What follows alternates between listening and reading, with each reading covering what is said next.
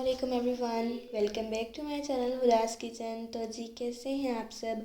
उम्मीद करती हूँ आप सब खैरियत से होंगे और फुल मज़े में होंगे। तो जी कैसा जा रहा है आप सबका रमज़ान। अल्हम्दुलिल्लाह मेरा तो अल्लाह के करम से बहुत ही अच्छा जा रहा है। और आज है 5वां रोज़ा और रोज़े गुज़रने का तो पता ही नहीं चल रहा। तो जी जैसा कि आप लोगों को पता है कि रमज़ान मुबारक का महीना अल्लाह ताला की नेमतों और बरकतों का महीना है।